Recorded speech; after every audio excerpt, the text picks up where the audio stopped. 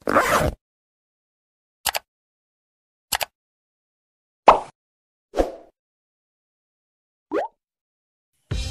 warahmatullahi wabarakatuh. Welcome back to my YouTube channel Bang Ahmed. Nah, di video kali ini Bang Ahmed ingin membagikan informasi sedikit yang insya Allah bermanfaat.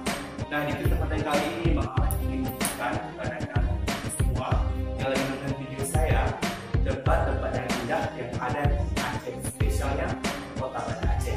Siapa yang tidak kenal Banda Aceh? Banda Aceh merupakan kota sejuta keindahan. Bagaimana tidak? Banda Aceh mempunyai tempat wisata yang sangat-sangat indah. For example, Musraya Baitur Rahman, Pantai Lampu, Bustana Samati, Rumah Aceh, Museum Tsunami, Pasir Putih, Tebing Lantai, dan Lok Sedu. Oke, anyway, di video kali ini Bang Ahmed telah membahas Masjid Raya Kota Banda Aceh.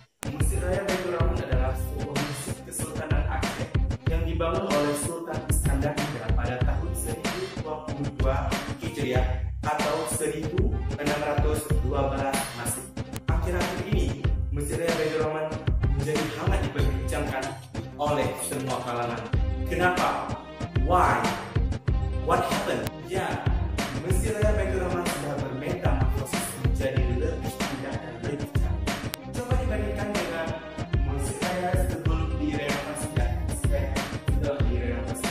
Ya, di samping saya kanan ini adalah masjid bentuk wajah Masjid Raya sebelum 2017, sebelum direnovasi dan setelah direnovasi. Ya, yang ini cantik dan ini lebih cantik. Anyway, apa saja sih yang ada di dalam Masjid Baitur Rahman Banda Aceh? Kita lihat satu persatu. Yang pertama, kita masuk ke dalam. Jika kita masuk ke dalam, seperti lazimnya masjid pada umumnya, ada tempat sholat. Nah, kalau kita keluar, akan nampak 12 payung elektrik yang berkombinasi dengan warna biru. Sangat indah bukan? Dan juga ada kolam air mancur yang sangat mencuri perhatian kita. Next, kita ke area bawah tanah. Di area bawah tanah terdapat parkiran mobil dan sepeda motor. Dan parkiran tersebut bisa merampung atau bisa menampung 254 mobil dan 343 sepeda motor. Wow, lumayan besar kan? Next, tempat duduk. Ya, area basement juga tersedia tempat duduk supaya lebih mudah pengunjung dan pariwisata untuk sholat, mengambil air wudhu untuk langsung naik ke atas sholat. Next, nah di area basement juga terdapat tempat penitipan barang. Jadi barang kalian atau barang kita menjadi aman, terkendali dan kita khusyuk untuk beribadah.